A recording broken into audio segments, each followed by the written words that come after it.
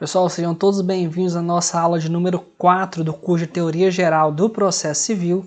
Nessa aula nós abordaremos a parte de neoprocessualismo ou formalismo valorativo.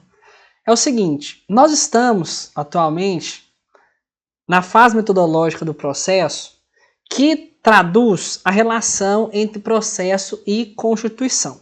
Para a gente entender um pouco disso aqui, eu preciso entrar um pouco na parte de constitucional.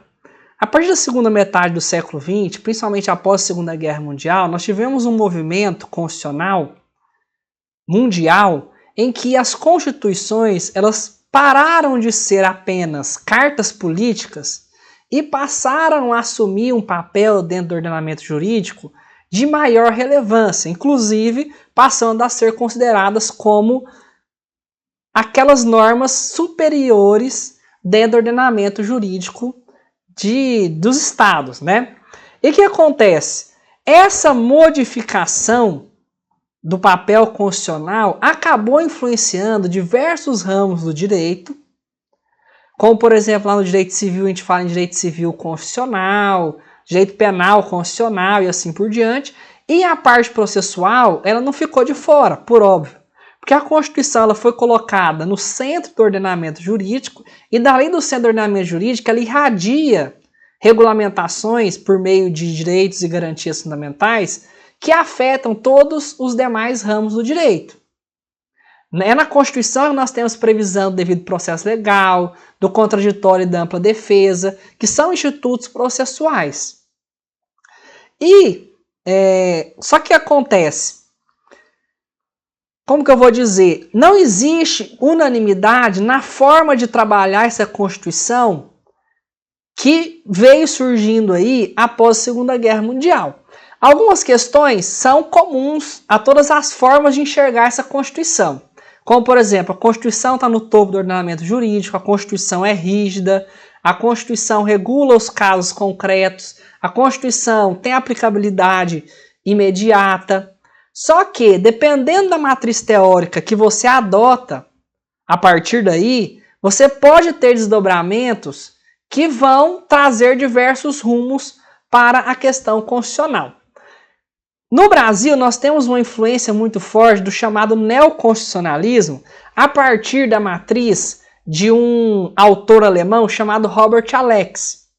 Se vocês não ouviram falar, Robert Alex é muito famoso porque ele tem um livro sobre direitos fundamentais e que nesse livro de direitos fundamentais ele desenvolve um conceito de princípio e separa a questão dos princípios e regras que se tornou muito famoso e com uma aplicação muito grande no Brasil. Ele vai dizer que os princípios são mandamentos de otimização que vão ter a sua aplicação no caso concreto dependendo dos demais princípios que estão em conflito.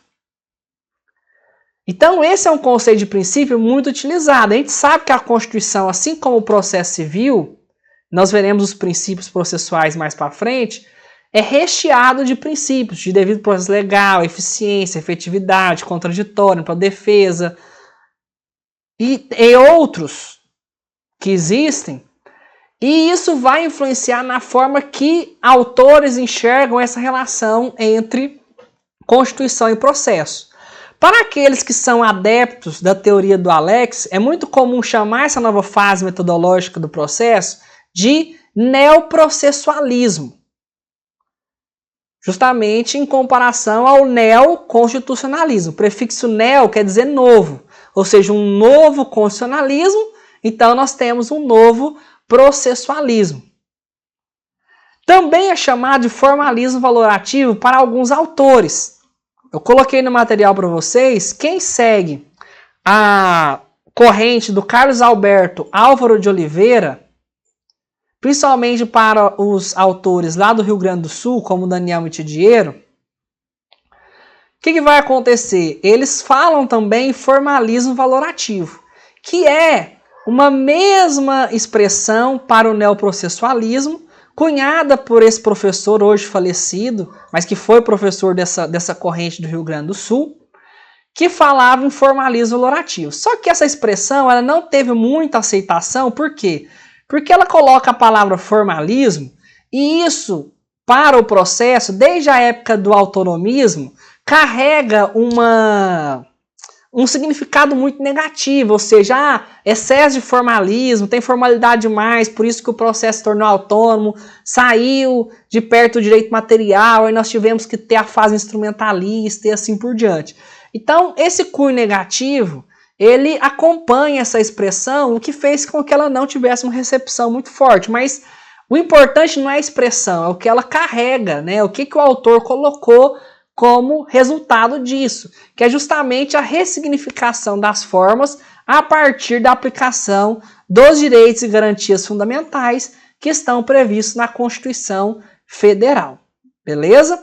Então, neoprocessualismo ou formalismo durativo são expressões sinônimas, mas hoje nós utilizamos mais o neoprocessualismo. Se você digitar no Google neoprocessualismo, você vai receber N artigos e reportagens sobre esse fenômeno.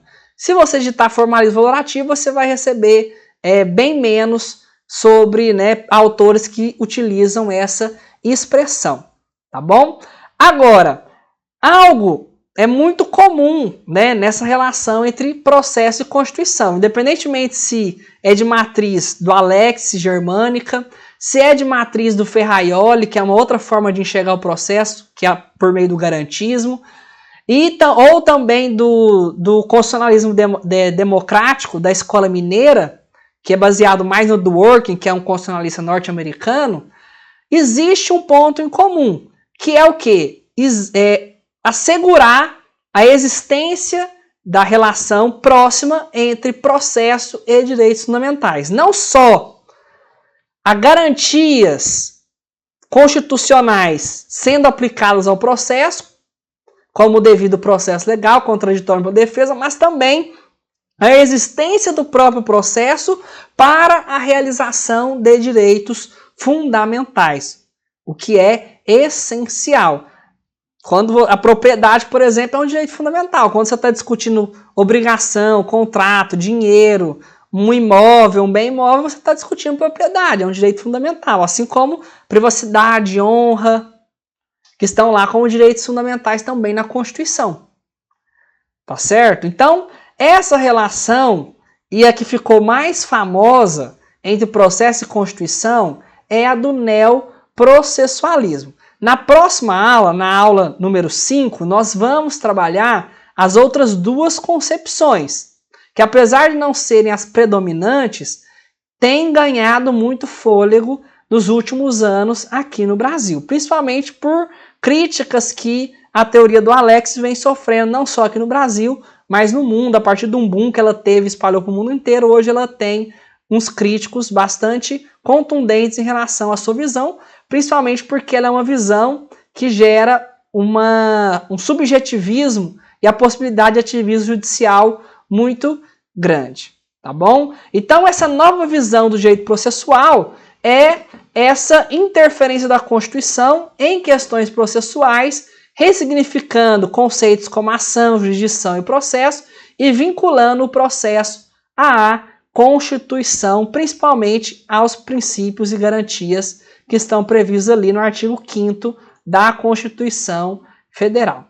Para facilitar o nosso entendimento aqui, eu gosto de trabalhar o neoprocessualismo a partir das suas características. A primeira deriva do próprio neoconstitucionalismo, que é a força normativa da Constituição. Sem isso aqui, pessoal, se o país não tem uma Constituição rígida, uma Constituição que está no centro do ordenamento jurídico, acima das demais normas, a gente não dá para falar em neoprocessualismo. Se o país ainda não alcançou isso no seu ordenamento jurídico, ainda trabalha com a Constituição política, carta política, etc., não tem neoprocessualismo. Para ter neoprocessualismo é básico que a Constituição esteja no centro do ordenamento jurídico, sendo fundamento de validade para todas as outras normas que forem surgindo no ordenamento.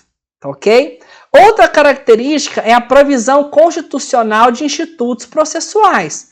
Ou seja, com a Constituição de 88, ela é uma Constituição analítica, ela traz regulamentação de diversos ramos do direito e incluindo questões processuais, como garantias processuais e também ações processuais, como habeas corpus, mandado de segurança, ação popular, ação civil pública. São previsões que estão na Constituição e que têm aplicação processual.